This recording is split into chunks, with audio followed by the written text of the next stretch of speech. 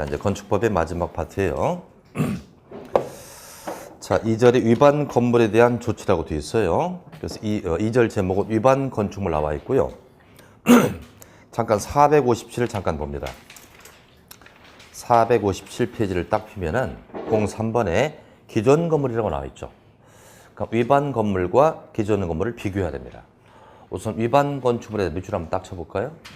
위반 건축물은 법을 어긴 거잖아요. 법을 어겼으니까 좋은 녀석이에요, 나쁜 녀석이에요? 나쁜 새끼라고 딱 보면 돼요. 그래서 앞으로 제가 나쁜 새끼 딱 그러잖아요. 그러니까 위반 건물이다. 이건 법을 어겼으니까 많은 조치가 있을 것이고, 돌아와서 기존 건물, 이건 억울한 경우라고 보세요. 기존 건물은 억울한 경우다. 왜 억울하냐면 여기 내 건물이 있었어요. 기존 건물이 있었는데 주변에 군사시설이 들어옵니다. 군사시설이 들어오면 이 건물을 철거해야 되죠. 이렇게 억울한 경우를 기존 건물이라고 한다. 그럼 억울한 경우와 나쁜 경우는 조치사항이 좀 다를 것이다. 이걸 비교하자 이거예요. 자, 우선 위반 건물의 조치부터 보겠습니다. 한 5개 정도 조치가 있어요. 읽으면서 남바링을 붙여보겠습니다. 허가권자는 배인이나 건물이 건축법이나 건축법 명령 처분에 위반했습니다. 법을 어겼죠? 그럼 일단 허가나 승인을 취소한다. 밑줄 딱 치고 1번 달으세요. 허가나 승인을 취소하고요. 또 그 건축물의 건축주, 시공자, 관리인, 소유자 등에게 공사 중지를 명한다. 공사 중지 명한다가 2번입니다. 공사 중지를 명한다. 또 상당한 기간을 정하여 그 건물의 철거, 개축 등 필요한 조치를 명할 수 있다. 필요한 조치에다가 3번 달으세요. 철거하세요와 같은 필요한 조치를 취할 수 있다.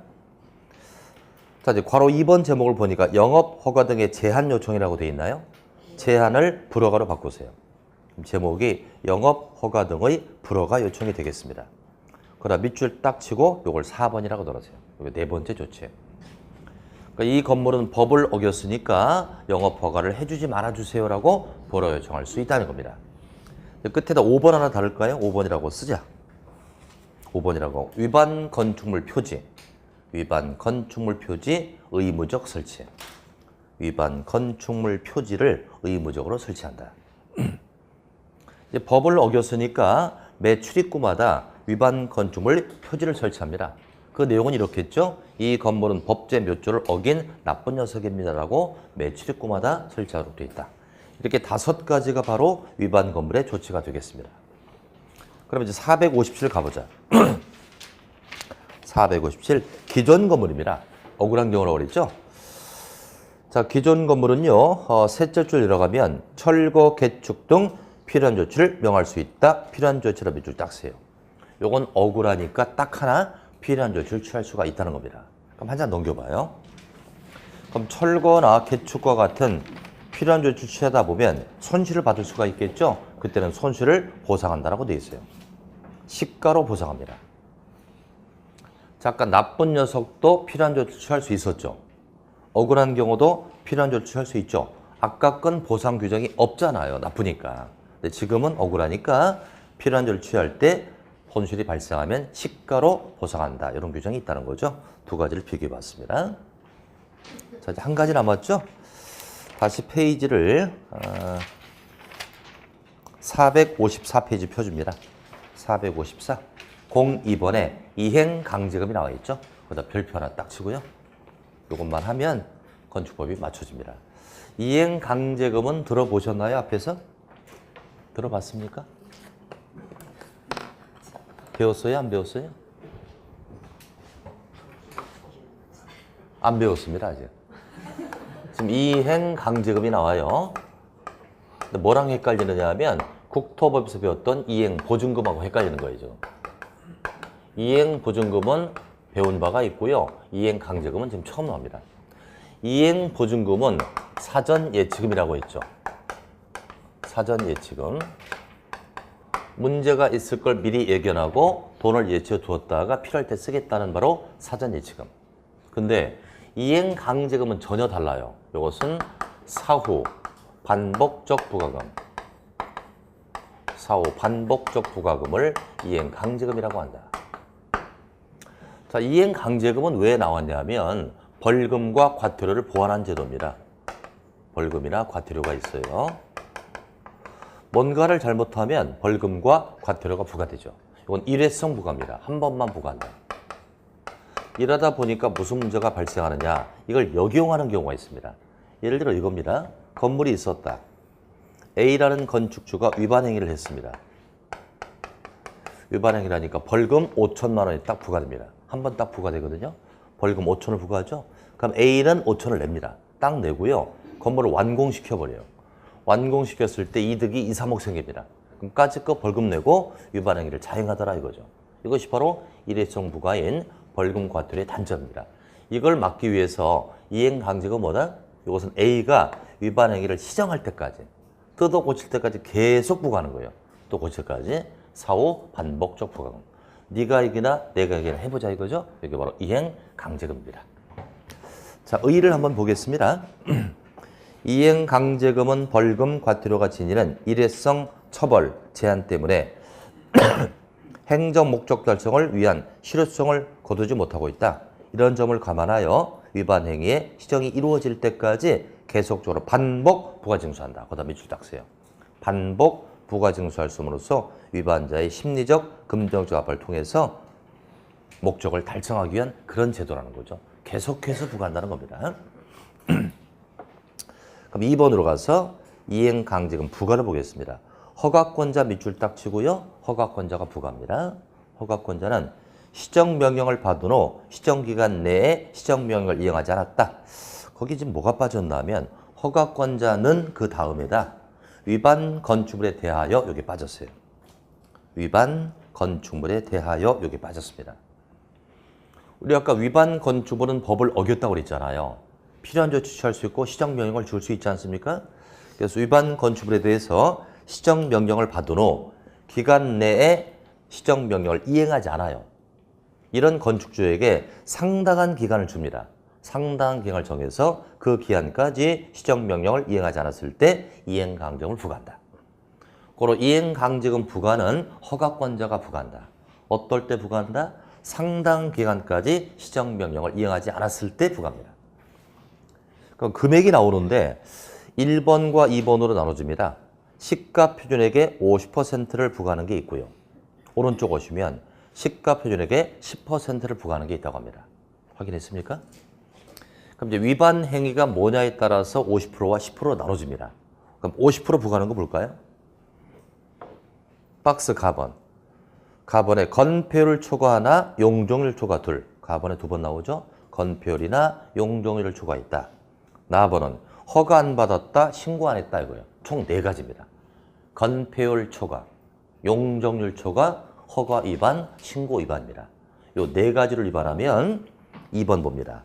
제곱미터당 시가표준액의 50%에다가 위반 면적을 곱합니다. 자, 4가지 위반이 뭐라고요? 건초과, 용초과, 무허가, 무신고 이렇게 볼 수 있죠. 이제는 제곱미터당 시가표준액의 50% 금액에다가 전체를 곱한다, 위반 면적을 곱한다, 위반 면적을 곱합니다. 그러니까 위반이 많을수록 금액은 커지죠. 거기에다가 또 다음에 비율을 또 곱한다 그래서 비율을 곱한다. 그 비율이 오른쪽 도표에 나옵니다. 위반 행위의 경중에 따라 비율이 크고 작음이 결정되죠. 그래서 우선 라번을 보면 허가를 안 받았다면 가장 위중하니까 100%를 곱하고, 그 다음 다번 용적률을 초과했으면 90%를 곱하고, 그 다음 나번 건폐율을 초과하면 80%를 곱하고, 그 다음 가번 신고를 안 하면 70%를 곱합니다. 70%를 곱한다는 건 0.7을 곱한다는 거죠. 그러니까 비율을 곱하기 하고요. 곱하기 전하고 어떤 게 금액이 더 커집니까? 비율을 곱하면 금액이 커져요, 작아져요? 작아지죠. 0.7, 0.8, 0.9니까 작아지죠? 이게 작년에 신설됐단 말이에요. 예전에는요, 그냥 제곱미터당 50%에다가 위반 면적을 곱했던 거예요. 근데 작년에 비율을 곱하는 게 신설됐죠. 금액을 줄였다는 얘기죠. 이것은 경기가 안 좋았거든요. 경기가 안 좋으니까 위중에 따라서 금액을 탄력적으로 부과하자. 이런 의미에서 비율이 신설됐고 작년에 이 문제가 출제가 되었었죠. 그 다음 2번. 그 나머지는 다 시가표준액의 10%를 부과한다고 합니다. 그러니까 결국은 50%를 부과하는 4가지를 알고 있어야 돼요. 건초가, 용초가, 무어가, 무신고입니다. 그럼 다시 왼쪽 페이지로 오셔갖고요. 맨 밑에서 셋째 줄 보세요. 다만 찾았습니까? 네. 거기 봐야 되겠습니다. 다만 연면적 85제곱 이하인 주거용 건물은 부가금액의 2분의 1 범위에서 따로 정한다고 돼 있죠. 자, 무슨 건물일 때? 연면적, 그 다음에 85 이하의 주거용 건축물. 조그만 주택 같은 것은 부가금액을 반으로 줄일 수 있다. 배보다 배꼽이 클 수 있기 때문에 그렇습니다. 반으로 줄일 수 있다. 자, 이제 오른쪽 갑니다. 이제 3번의 가중부가를 보자. 허가권자는 영리를 목적으로 위한 위반이나 상습적 위반일 때는 50% 범위에서 가중할 수 있다. 영리를 위해서 자꾸 위반합니다. 그때는 50%를 가중해서 부과한다. 또 상습적 위반입니다. 상습적 위반은 거기 라번이 나오는 도표에 4번이 나옵니다. 3년에 2회 이상 위반한 겁니다. 3년 이내에 2회 이상 위반하면 상습적 위반이라고 보는 거죠. 이럴 때는 50%를 가중부과한다. 영리 목적이거나 상습적 위반일 때 이것은 50%를 가중한다. 다시 넘기시죠. 맨 밑에 걸어 3번으로 갑니다. 이행강제금의 부과 절차 보자. 1번 사전계고라고 되어 있습니다. 사전에 계고한다는 건 사전에 알리라는 얘기입니다. 허가권자는 이행강제금 부과하기 전에 이행강제금을 부과 징수한다를 미리 문서로 알립니다. 문서로 알리죠. 그러니까 요식적 행위가 2번에 나오죠. 문서로 하는 요식적 행위. 허가권자는 이행강제금 부과할 때 금액, 부과 사유, 납부기한, 수납기간, 이재기, 방법기간을 문서로 하라고 되어 있죠. 항시 문서로 합니다. 요식적 행위입니다. 구도로 할 수 없다. 문서로 한다. 요식적 행위. 3번. 허가권자는 최초의 시정명령이 있었던 날을 기준으로 1년에 2회일에 밑줄 딱 세요. 이행강제금은 반복적 부과다 보니까 부과 횟수가 중요합니다. 1년에 2회 이내 지자체 조례로 정하는 횟수만큼 시정명령이 이행될 때까지 반복 부과 징수할 수 있다. 1년에 몇 번 부과한다고요? 2회 그러면 틀리잖아요. 2회 1회니까 한 번 할 수도 있고 두 번 할 수 있다. 언제까지 부과한다고요? 이행될 때까지 끝까지 갑니다. 다만 이행강제금을 2분의 1 이하로 감액이 가능한 건축물 그게 뭐였죠 아까? 반으로 줄이는 거. 연면적 85 이하의 주거용 건물이죠. 이것은 총 부과횟수 5회를 넘지 않은 범위에서 따로 정할 수 있다.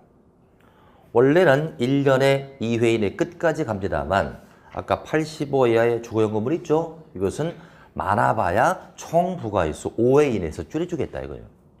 그래서 이제 연면적 85 이내의 주거용 건물은 횟수도 총 5회, 금액도 반으로 줄일 수 있는 혜택이 있다는 거죠. 85제곱미터는 무슨 규모죠? 국민주택 규모니까 혜택을 주겠다 이런 뜻입니다. 자, 이제 4번 봅니다. 허가권자는 시정명령을 받은 자가 이를 이행했어요. 지켰다 이거예요. 그랬다면 새로운 부과를 즉시 중지하지만 이미 부과된 건 징수하겠다는 거죠. 시정명령을 지켰다면 새롭게는 부과를 안 해요. 그런데 이미 부과했는데 안 낸 거 있죠? 이건 받아내겠다 이 뜻입니다. 괄호 4번. 허가권자란 이행강제금 부과 처분을 받은 자가 이행강제금을 기간 내 내지 아니하면 지방세 외 수익금에 관한 법에 따라 징수할 수 있으니 거기다 강제 징수라고 적자. 낼 자가 안 내면 압류 처분에 의해서 강제 징수할 수 있다는 겁니다. 강제 징수입니다. 여기까지가 이행강제금입니다. 대단히 중요하고요. 출제가 잘 되니까 꼼꼼히 봐두셔야 합니다. 이 정도 해서 건축법을 맞추겠습니다. 이제 주택법 들어갈까요? 주택법. 남은 법이 주택법하고요. 농지법이 남았는데 이번 주 다음 주 하면 무난하게 진도를 맞출 수 있을 것 같습니다. 자, 464 펴놓으시고요. 자, 주택법 공부하겠습니다. 주택법도 7개의 문제가 출제됩니다. 건축법은 건축물을 규정하는 것이고요. 주택법은 주택을 규정한다. 그럼 주택과 건축물은 어떤 게 범위가 더 넓죠? 건축물이죠. 그러니까 주택법은 주택만 갖고 노는 거예요. 자, 그래서 주택법은 주택을 다량 건설한다. 주택을 다량 건설하여 무주택자에게 공급하는 겁니다. 무주택자에게 공급한다. 이게 바로 이 법의 취지예요. 사실 주택이면 건축물이죠. 건축물이니까 건축법을 적용받을 수 있단 말이에요. 다만 다량 건설할 때 주택법 적용입니다. 개수가 단독주택은 30호, 공동주택은 30세대. 대지를 조성해야죠. 주택 지으려면 대지를 조성한다. 대지는 1만 제곱 이상일 때 주택법 적용입니다. 30개 이상이거나 대지가 1만 이상일 때 주택법 적용한다. 그러니까 만약에 주택을 10개 짓는다 그러면 30개 이상이 아니잖아요. 이건 건축법 적용하는 거고. 주택을 30개 이상 짓는다 그때는 주택법 적용. 이렇게 분리하시면 됩니다. 많이 져가지고 무주택자에게 공급하자는 취지예요. 그래서 주택법은 건설과 공급적으로 되어 있습니다. 건설에서 공급하자. 그럼 이제 주택법은 주택만 갖고 놀다 보니까 아주 쉬워요. 아주 쉬운데 왜 여러분들이 어렵게 느끼느냐? 다량 건설하다 보니까 표현 자체를 굉장히 거창한 표현을 씁니다. 그래서 표현을 빨리 숙지하셔야 돼요. 이것을 주택 지는 절차를 가지고 표현을 공부해 보겠습니다. 자, 주택을 지으려면 일단 시행자가 나와야 되죠. 시행자를 우리는 사업주체라고 한다. 그러니까 시행자를 주택법에서는 사업주체라고 해요. 아주 거창하죠. 사업주체를 시행자라고 한다. 이 시행자가 허가를 받아야 되겠죠. 허가를 받아서 주택을 짓는데 우리 주택법은 허가라고 안 불러요. 사업계획 승인이라고 해요. 사업계획 승인. 이렇게 해서 이제 건물을 다 졌습니다. 주택을 졌으면 우리 주택법에서는 건축법에서는 사용 승인 받는다고 그러죠. 건축법에서는 사용 승인 또는 준공 검사라고 하잖아요. 다른 사업에서는 준공 검사라고 해요. 근데 주택법에서는 이런 표현을 쓰지 않아요. 사용 검사라고 합니다. 이 표현을 빨리 숙지하셔야 돼요. 공사 끝났을 때 사용 검사한다고 하죠. 여기까지가 건설 열차예요. 이제 건설을 했으니까 다른 법은 여기서 끝납니다. 우리 주택법은 이 건물을 져서 내가 쓰겠다는 게 아니에요. 무주택자에게 공급하는 겁니다. 공급 차원이 있는 거죠. 건설과 공급으로 나눠져 있다. 오늘 강의는 건설까지만 딱 끝을 냅니다. 다음 주에 공급과 농지법에서 끝내는 걸로 이렇게 하겠습니다. 다시 한번 보자. 시행자를 뭐라고 한다고요? 사업주체. 허가를 사업계획 승인. 공사 끝났으면 사용검사. 자, 이때 말이죠. 사업주체예요. 시행자가 사업주체인데 국가 등도 주택을 지을 수 있고 민간도 주택을 지을 수 있을 겁니다. 그럼 국가 등이 주택을 지으려면 공신력이 있으니까 등록을 받을까 안 받을까? 안 받겠죠. 그래서 국가 등인 사업주체를 안일비자 써가지고 비등록 사업자라고 합니다. 비등록 사업자, 등록 받을 필요가 없다는 거죠. 그러나 민간이 많은 양의 주택을 지을 때는 일정 요건을 갖춰 등록을 받아야 돼요. 이걸 등록 사업자라고 합니다. 그래서 민간을 등록 사업자라고 한다. 이렇게 이제 가름을 해놓고 들어가겠습니다.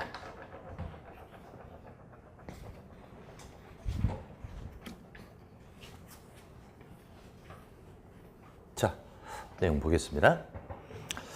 자, 우선 1절에 개요가 나오는데 이건 생략하고요. 2절에 정의로 들어갑니다. 2절 정의에서 한 개 내지 두 개가 출제됩니다. 한 개 내지 두 개. 7개 문제가 나다 보니까 용어 정의에서 한 개 내지 두 개인데 강의 진행하면서 별표를 치라고 하겠습니다. 일단 1번에 주택의 정의를 좀 볼까요? 주택이란 세대의 구성원이 장기간 독립된 주거생활을 할 수 있는 구조로 된 건축물의 전부 또는 일부 및 그 부속 토지를 말하며 단독과 공동으로 구분한다. 우리는 여기서 부속 토지라는 밑줄 주세요.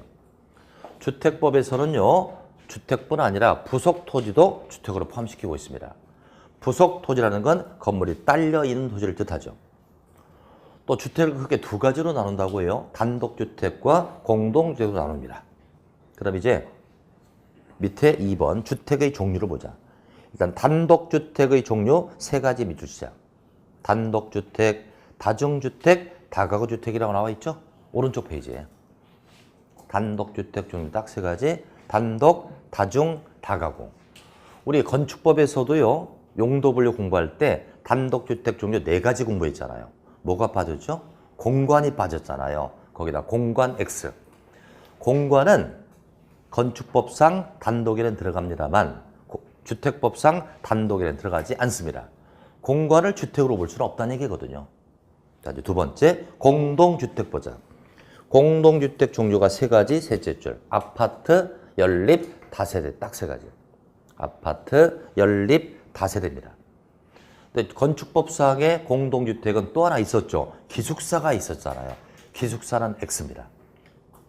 기숙사는 주택법상의 공동주택에는 포함되지 않습니다. 기숙사를 주택으로 볼 수 없다는 얘기잖아요. 조심하시고요. 자, 이제 3번에 국민주택에다 별표 치세요. 여기서 틀리면 안 됩니다. 국민주택은 대단히 중요하다. 일단 국민주택의 반대말은 민영주택입니다. 민영주택. 국민주택은 왜 중요하냐면 모든 주택 중 가장 혜택을 많이 받는 게 국민주택이에요. 가장 혜택을 많이 받는 게 국민주택. 여러 가지 세제 조건은 혜택이 많다는 얘기죠. 자, 정의를 보자고요. 국민주택이란 다음에 해당하는 주택으로서 국민주택 규모 이하인 주택을 말한다. 국민주택 규모 이하다 밑줄 딱 세요. 반드시 국민주택은 국민주택 규모 이하여야 합니다. 그럼 일단 국민주택 규모부터 보고 가자. 밑에 박스가 2개 있는데 두 번째 박스 봐야죠. 국민주택 규모 먼저 보세요. 국민주택 규모란 주거 전용 면적이죠. 주거 전용 면적이 호 또는 세대랑 85 이하인 주택을 말한다 그랬어요. 호라는 건 단독일 때 얘기고 세대는 공동일 때 얘기죠. 85 이하인 주택을 말한다. 그래서 국민주택 규모는 얼마 이하라고요? 85 이하인데 주거 전용 면적 갖고 따집니다. 주거 전용으로만 쓰이는 면적이 85 이하라는 얘기죠. 근데 괄호축을 볼까요? 수도권을 제외한 도시적이 아닌 읍면지역은 100제곱 이하 주택을 말한다고 돼 있죠. 원래는 85 이하입니다만 수도권을 제외한 도시적이 아닌 읍면지역, 한마디로 깡촌, 그죠? 수도권에 속하지 않고 도시적이 아닌 읍면이라면 깡촌. 깡촌은 투기가 많다, 작다. 작으니까 좀 더 키워도 상관이 없어요. 100제곱까지 가능한 것입니다. 어떨 때 100제곱 이하라고요? 깡촌이라고 하면 안 되지. 우리끼리 깡촌이고. 내가 3가지를 만족해야 돼요. 수도권이 아니고 도시적이 아닌 읍면지역. 이럴 때 100제곱까지 가능하다. 그래서 일단은 여러분들 국민주택이 되려면 규모가 일단 국민주택 규모 이하여야 합니다. 그러면서 그 위에 도표로 가보자. 동그라미 1번 있습니까? 그 위에 도표. 자, 1번은 국가나 지자체나 LH나 지방공사가 건설한 주택 이외합니다. 85 이하는 뭐 기본으로 깔고 있고요. 국가, 지자체, LH, 지방공사가 건설하면 무조건 국민주택. 그리고 동그라미 1번 끝에 땡땡하고요. 건설주체라고 적었어요. 건설주체가 국가 등이면 국민주택이다. 2번 봅니다. 국가나 지자체 재정이나 주택, 도시규모로 자금을 지원받아 건설했다. 일단은 85 이하는 서두에 깔고 있고요. 국가나 지자체의 재정이랄지 주택, 도시기금으로 자금을 받아갖고 건설하면 바로 국민주택이죠. 따라서 2번 끝에다가요. 재정주체라고 적자. 이건 재정주체를 갖고 얘기한다. 1번 아니면 건설주체나 재정주체 둘 중 하나 해당되면 국민주택이 되는 거예요. 자, 문제를 좀 드려볼게요. LH공사가 민간자금을 갖고 80제곱을 졌다. 국민주택이에요? 아니에요? 일단 규모는 85 이하 맞죠? 자금은 아니잖아, 이게 민간자금. 그러나 LH공사가 건설했으니까 건설주체니까 국민주택이에요. 건설주체가 LH니까 국민주택이에요. 이제는 현대건설이 지자체 재정을 가지고 85제곱을 졌다. 국민주택이에요? 아니에요? 규모 괜찮죠? 건설주체는 국가가 아닙니다만 재정주체가 지자체 재정이잖아요. 국민주택이에요. 이해하셨습니까? 그러니까 건설주체 아니면 재정주택 둘 중 하나만 해결되면 국민주택이다. 이런 얘기입니다. 이런 식으로 문제를 구성할 가능성이 크다는 거죠. 자, 이제 4번으로 쭉 내려갑니다. 민영주택이 나오죠. 아까 국민주택의 반대말이 뭐였죠? 민영주택이죠. 따라서 민영주택은 공민주택을 제외한 주택이라고 되어 있죠. 공민주택을 제외한 주택. 이걸 이렇게 낼 수 있습니다. 민영주택이란 민간 자금을 갖고 졌다 그래도 틀리고요. 민영주택은 민간 건설회사가 졌다 그래도 틀려요. 반드시 뭐라고요? 국민주택을 제외한 주택이다. 또 이렇게 나올 수도 있어요. 국민주택이란 85 이하인 주택을 말한다 그래도 틀려요. 85 이하는 국민주택이 아니고 국민주택 규모가 되는 거예요. 85 이하이면서 건설 주체를 할지 재정 주체가 합당해야만 국민주택이다. 이런 얘기입니다. 그렇게 명확하게 알아두시고 넘깁니다. 중요한 거 하나 있고요.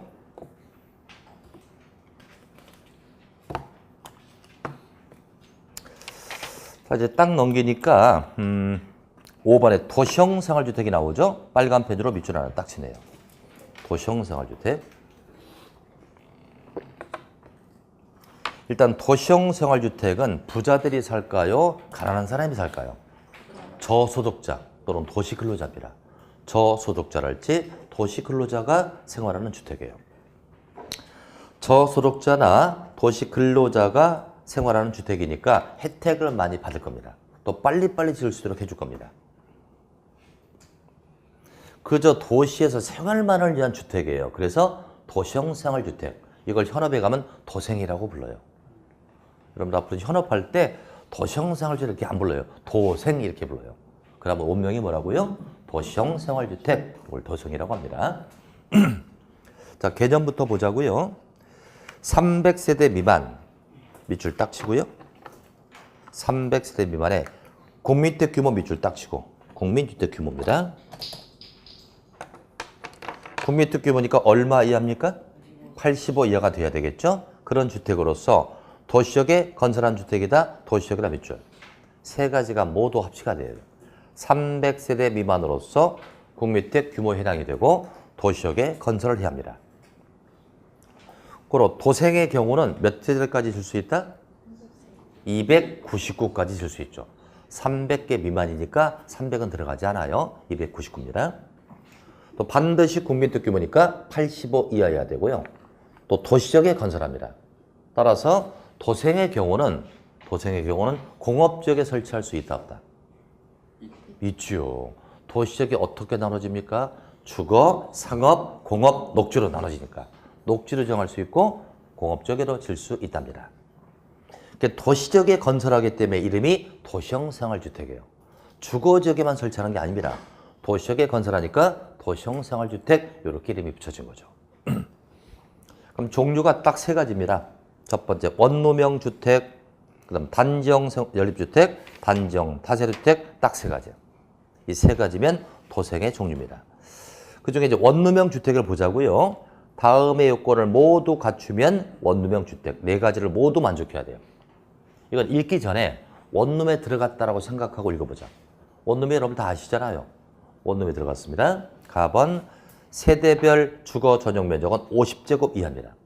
원룸이 너무 크면 안 되죠. 50제곱 이하. 왜 50인 줄 아십니까? 제 손가락 보세요. 원룸형 주택 5글자잖아요. 주택 보면 참 고맙게 글자 수와 맞아떨어지는 게 꽤 많아요. 원룸형 주택 딱 5글자 50 이하입니다.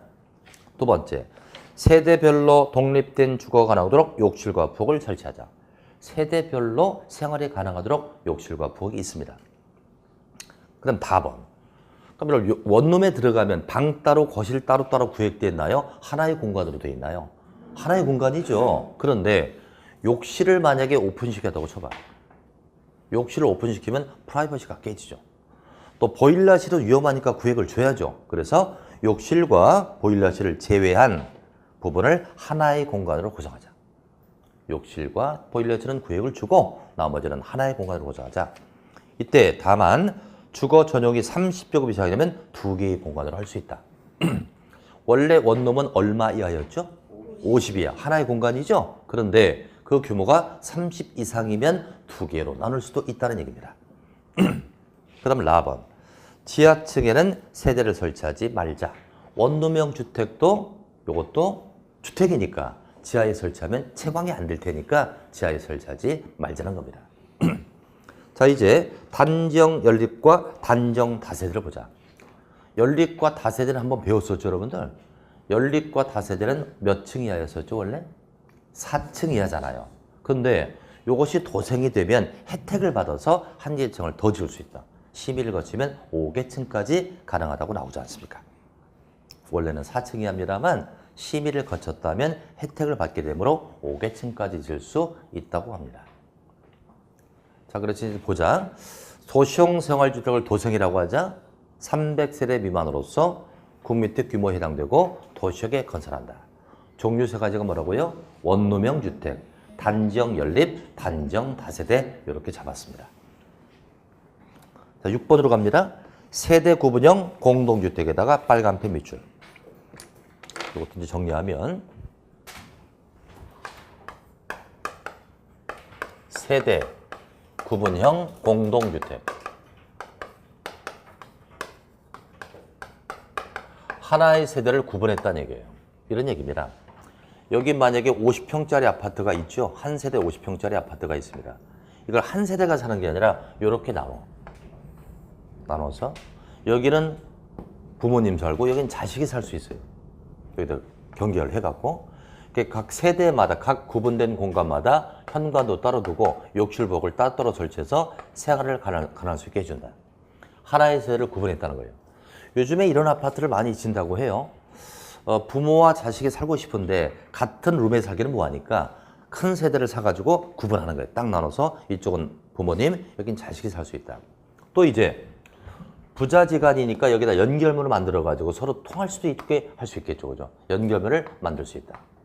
근데 이건 하나의 세대일 뿐, 구분했을 뿐 각각의 구분소를 인정한다, 안 한다? 각각의 구분소를 인정하지 않아요. 그렇기 때문에 이 전체가 구분되어 있더라도 하나의 세대로 산정한다. 1세대로 산정한다. 이런 얘기입니다. 또는 대학가 주변에 넓은 아파트를 하나 딱 사가지고 칸막이 쳐가지고 3, 4개 나눈 다음에 수익형 비례를 형성할 수도 있다. 세대를 구분했다 그래서 세대 구분형 공동주택입니다. 자, 보시자고요. 세대 구분형 공동주택이란 공동주택 주택 내부 공간의 일부를 세대별로 구분했어요. 생활이 가능한 구조입니다. 그 구분된 공간 일부를 구분 소유할 수 없다고 나오죠. 구분 소유할 수 없다 밑줄 딱 치고요. 구분 소유할 수 없는 주택으로서 다음의 요건을 모두 갖추고 건설된 공동주택을 말한다. 이때 세대 구분형 공동주택의 건설과 관련하여 기준을 적용할 때 세대 구분형 공동주택의 세대수는 구분된 공간에 관계없이 하나의 세대로 산정한다. 그 다음 밑줄. 구분됐다 할지라도 구분소를 인정하지 않기 때문에 하나의 세대로 산정한다. 그럼 이제 세대 구분형 공동주택이 되려면 박스의 4가지를 모두 만족해야 돼요. 자, 첫 번째. 세대별로 구분된 각각의 공간마다 별도의 욕실, 부엌과 현관을 설치해야 합니다. 그래야 생활이 가능하겠죠. 두 번째. 하나의 세대가 통합 사용할수록 세대가 연결문이나 경량구조의 경계복을 설치하자. 부자지간에 산다면 연결문을 설치해서 내통할수록 해주자. 세 번째. 세대 구분형 공동주택의 세대수는 전체 세대수의 3분의 1을 넘어서는 안 됩니다. 전체 세대수가 300세대라면 세대 구분형은 100개를 넘으면 안 됩니다. 3분의 1 이내고요. 네 번째. 세대별로 구분된 각각의 공간의 면적의 합계는 전체 면적의 3분의 1을 넘어서는 안 됩니다. 개수도 면적도 3분의 1을 넘어서는 안 된다. 하나만 기억하면 되겠다. 그죠? 3분의 1만 기억하면 돼요. 전체 개수의 3분의 1, 면적도 3분의 1을 넘어서는 안 된다. 왜 3분의 1? 3이잖아, 3. 세대 구분할 때 세가 하나, 둘, 셋 할 때 세잖아. 이렇게. 그죠? 세대 구분은 세는 하나, 둘, 셋 할 때 세잖아. 그래서 3분의 1 이렇게 기억합니다.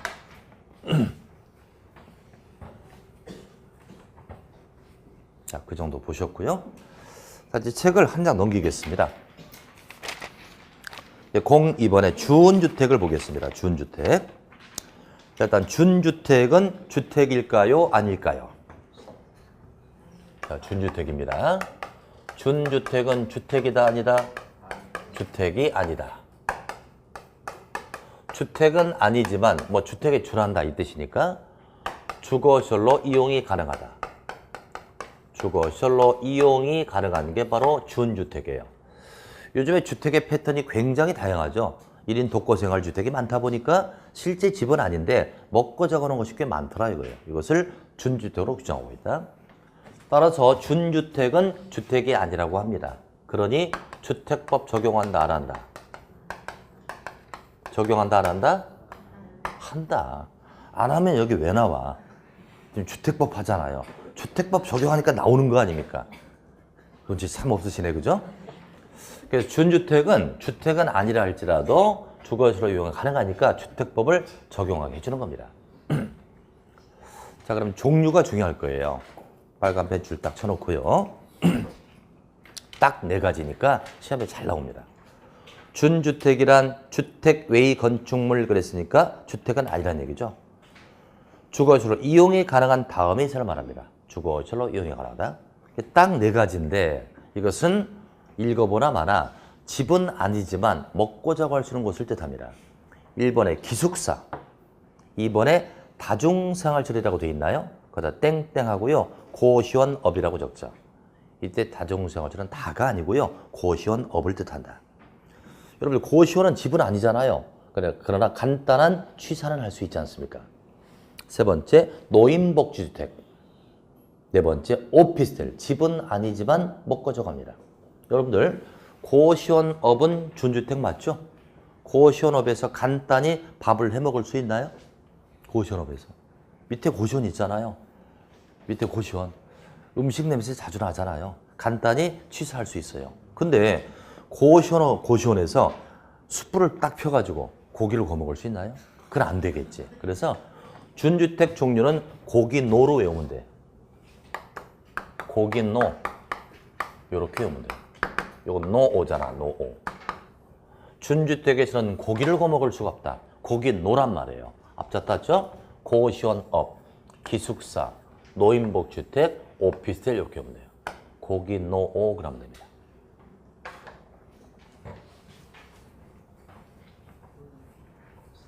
이 고가 뭐라고요?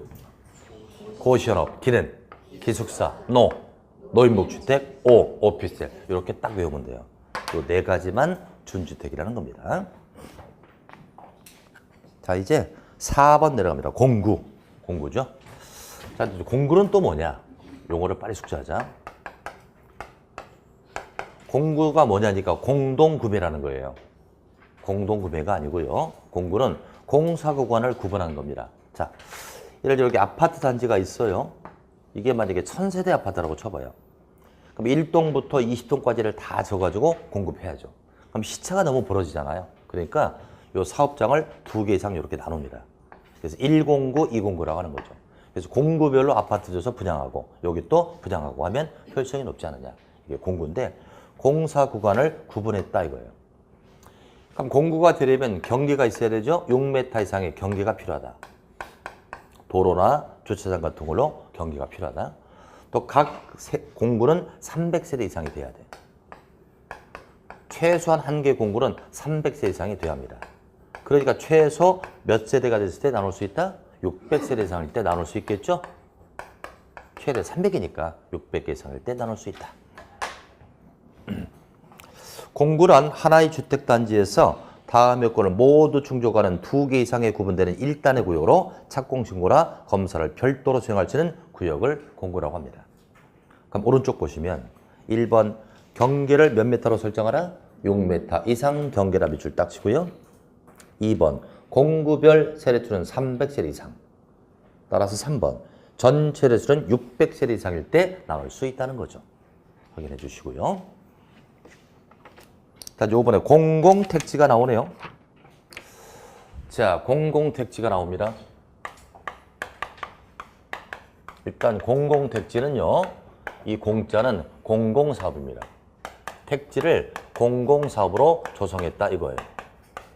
공공사업으로 조성했고 두 번째 공은 공동주택 지을 수 있다. 공동주택 용지. 공동주택 건설 용지. 이렇게 기억하는 게 좋습니다. 첫 번째 공은 공공사업으로 조성됐다. 두 번째 공은 공동주택을 지을 수 있다. 그러니까 공공택지는 단독주택을 지을 수 없다는 얘기예요.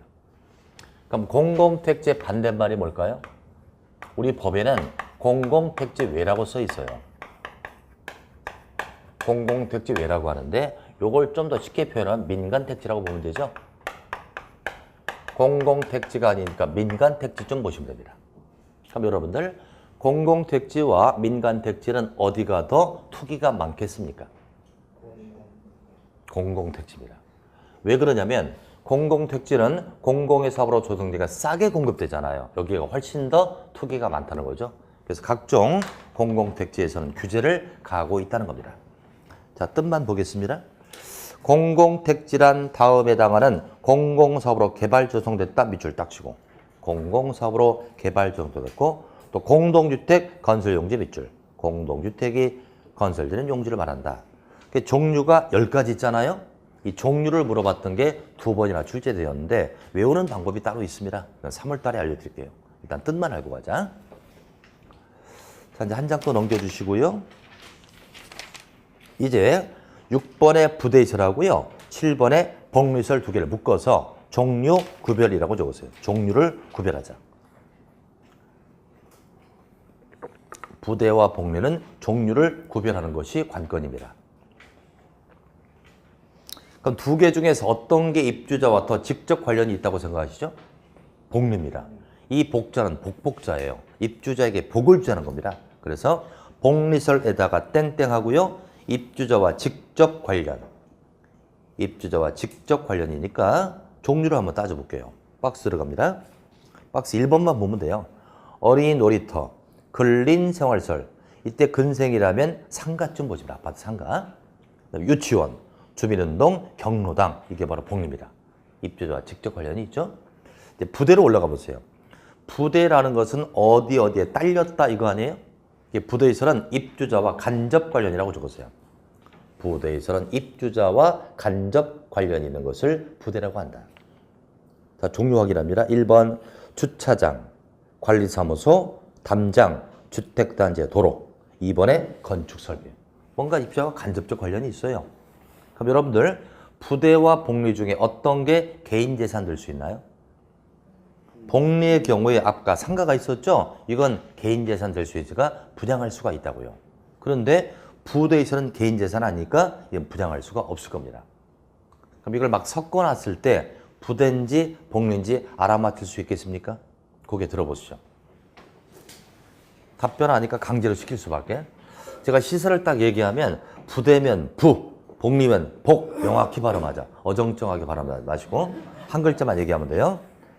자, 담장, 부, 경로당, 맞습니까? 어린이 놀이터, 주차장, 관리사무소, 놀이터, 상가. 그렇습니다. 다 하셨네. 그러니까 입주자와 간접이 있다 없다로 이렇게 구별을 해주시고요. 자, 이제 한 장 넘기시고요. 이제 하나만 더 하고 쉬겠습니다. 자, 이제 472페이지 15번이죠. 리모델링 별표 하나 딱 세요. 리모델링.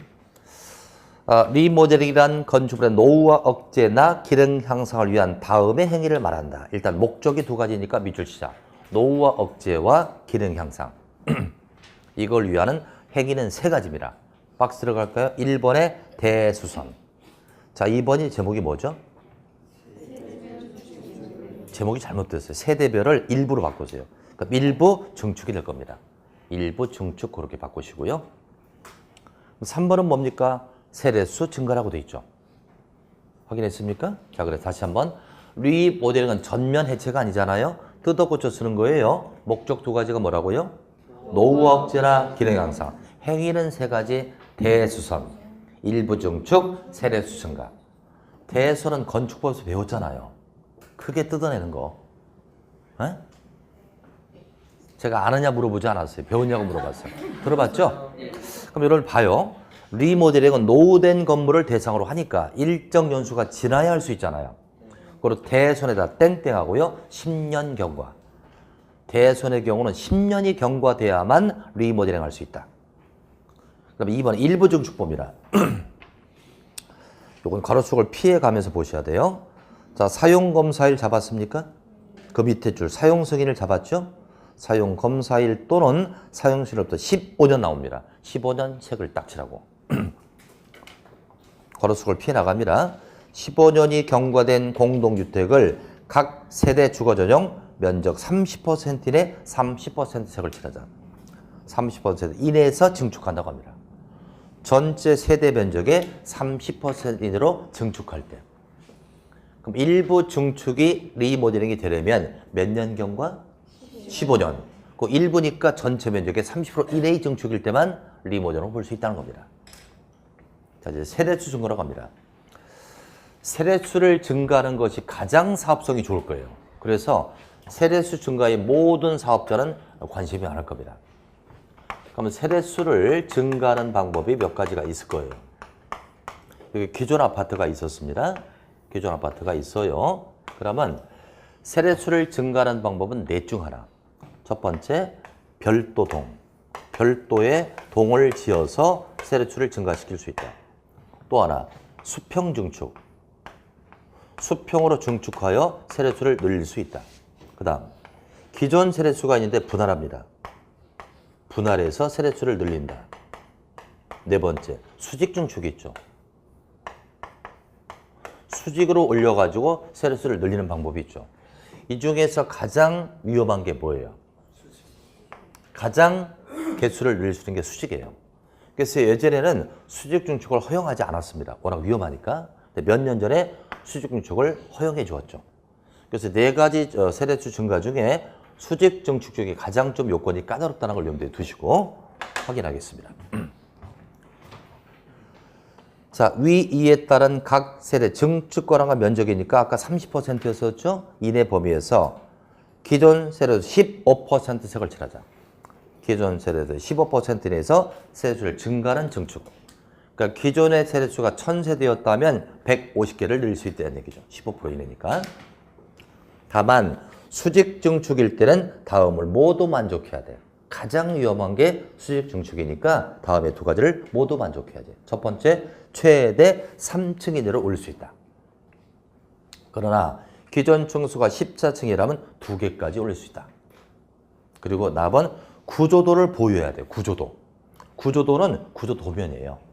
이건 왜 그렇다? 그다 안전진단이라고 적으세요.